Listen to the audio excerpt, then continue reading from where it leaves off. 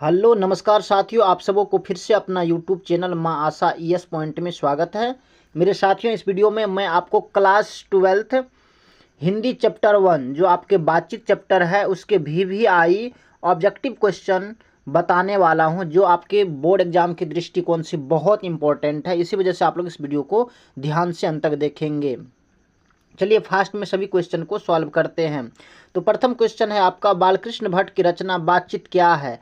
तो यह है आपके ललित निबंध। देखिए आपके आसानी के लिए हमने आपका आंसर इसके नीचे डाले हुए हैं। नेक्स्ट प्रश्न है आपके सामने, बालकृष्ण भट्ट किस युग के निबंधकार थे? कहते कि बालकृष्ण भट्ट जो है ये किस युग के निबंधकार थे? तो इसका करेक्ट आंसर हो जाएगा आपको बी, यानी कि भारतेंदु युग के। नेक्स्ट प्रश्न है आपके सामने तीसरा, मनुष्य की बातचीत का उत्तम तरीका क्या है? आपके सामने उस ऑप्शंस है, विद्वतापूर्ण बात करना, तर्कपूर्ण बात करना, भीड़ से बात करना या अवाक होकर अपने से बातचीत करना।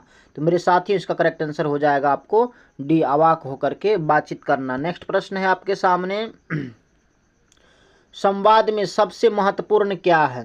तर्क है, जिज्ञासा या आत्मीयता या अप्रवाहपूर्ण भाषा? तो मेरे साथियों इसका करेक्ट आंसर हो जाएगा आपको सी, यानी कि आत्मीयता। नेक्स्ट प्रश्न है आपके सामने पांचवा, बालकृष्ण भट्ट का जन्म हुआ था, यानी कि किस ईस्वी में उसका जन्म हुआ था? 23 जून 1884 में, 23 जून 1844 में या 20 जुलाई 1902 में या 28 दिसंबर 1834 में? मेरे साथियों इसका जो करेक्ट आंसर होगा वो हो जाएगा आपको बी, यानी कि 23 जून 1844 ईस्वी।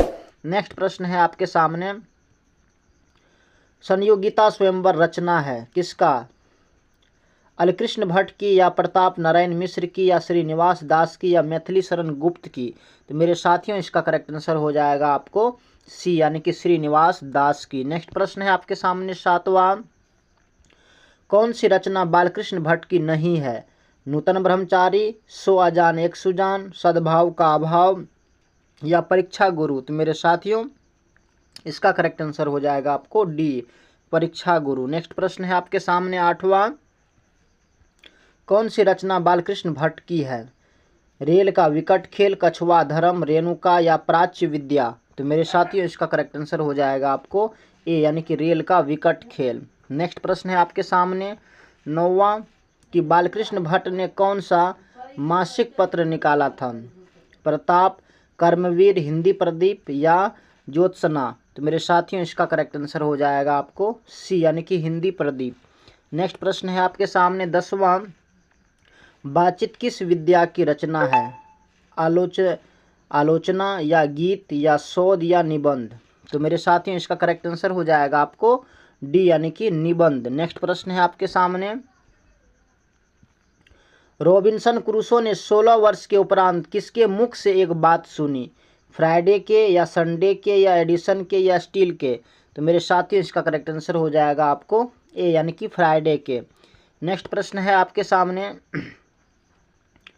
बातचीत शीर्षक निबंध के निबंधकार है कौन है? जयप्रकाश नारायण, मोहन राकेश, नामवर सिंह या बालकृष्ण भट्ट? तो मेरे साथियों ये बहुत सिंपल क्वेश्चन है, लेकिन ध्यान रखना है, ऐसे ऐसे क्वेश्चन ही आपको अंक दिलाएंगे। इसका जो करेक्ट आंसर होगा वो हो जाएगा आपको डी, यानी कि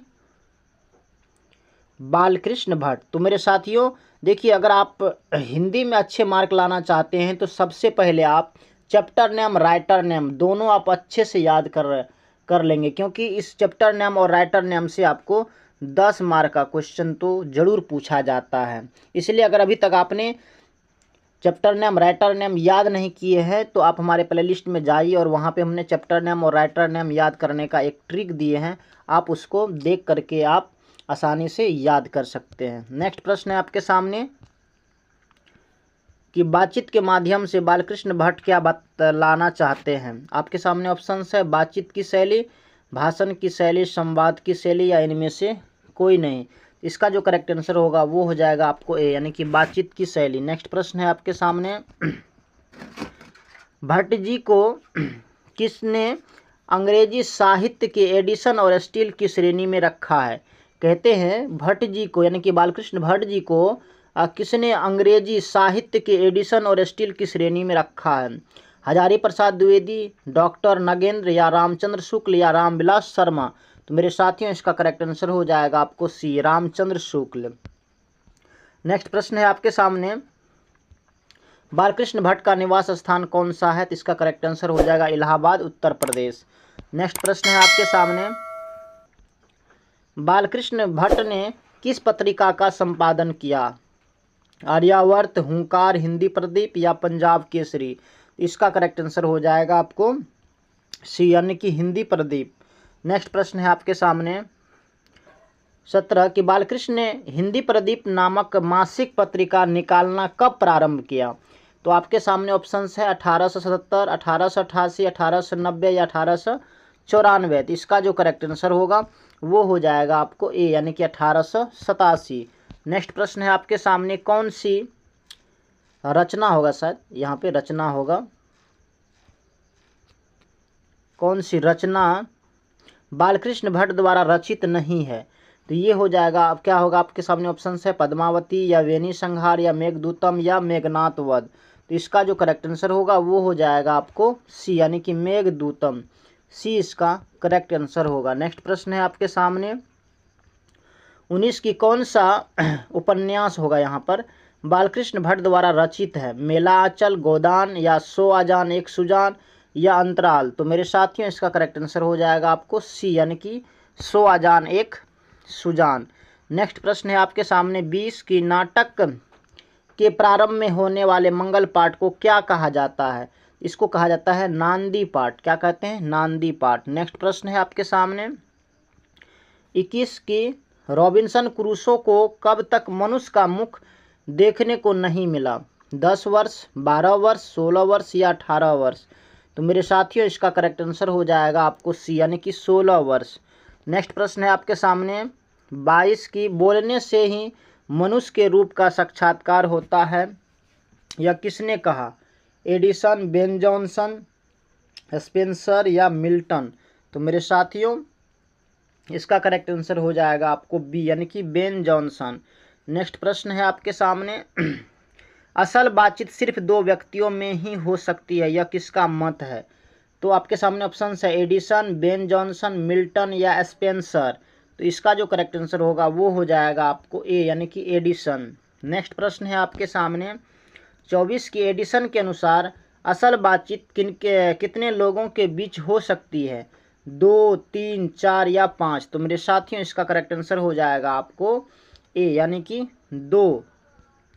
नेक्स्ट प्रश्न है आपके सामने बातचीत से मन किस प्रकार का हो जाता है? क्रोधपूर्ण, भारी और बोझिल, हल्का और स्वच्छ या इनमें से कोई नहीं? तो मेरे साथियों इसका करेक्ट आंसर हो जाएगा आपको हल्का और स्वच्छ। नेक्स्ट प्रश्न है आपके सामने किसके न होने से सृष्टि गूंगी प्रतीत होती है? तो आपके सामने ऑप्शन है श्रवण शक्ति, वाक शक्ति, दिव्य शक्ति या स्मरण शक्ति? तो मेरे साथियों इसका करेक्ट आंसर हो जाएगा आपको बी, यानी कि वाक शक्ति। नेक्स्ट प्रश्न है आपके सामने आर्ट ऑफ कन्वर्सेशन कहाँ के लोगों में सर्वाधिक प्रचलित है? कहते हैं आर्ट ऑफ कन्वर्सेशन जो है यह कहाँ के लोगों में सर्वाधिक प्रचलित है? तो आपके सामने ऑप्शंस है अफ्रीका के, भारत के, यूरोप के या कनाडा के? तो इसका जो करेक्ट आंसर होगा वो हो जाएगा आपको सी, यानी कि यूरोप के। नेक्स्ट प्रश्न है आपके सामने बालकृष्ण किस काल के रचनाकार है? तो क्या होगा आदिकाल, भक्तिकाल, रीतिकाल या आधुनिक काल? तो इसका जो करेक्ट आंसर होगा वो हो जाएगा आपको डी। तो मेरे साथियों हमने इस चैप्टर का जितने भी ऑब्जेक्टिव क्वेश्चन था सबको हमने सॉल्व किए हैं। बाकी इनमें से आपको कितना याद है आप हमें कमेंट में बताएंगे। अगर ये वीडियो आपको पसंद आया होगा तो प्लीज़ आप हमारे यूट्यूब चैनल को भी सब्सक्राइब करेंगे, लाइक करेंगे और अपने दोस्तों को भी शेयर करेंगे। बाकी thanks very much, all the best. फिर मिलते हैं आगे की वीडियो में, तब तक के लिए जय हिंद।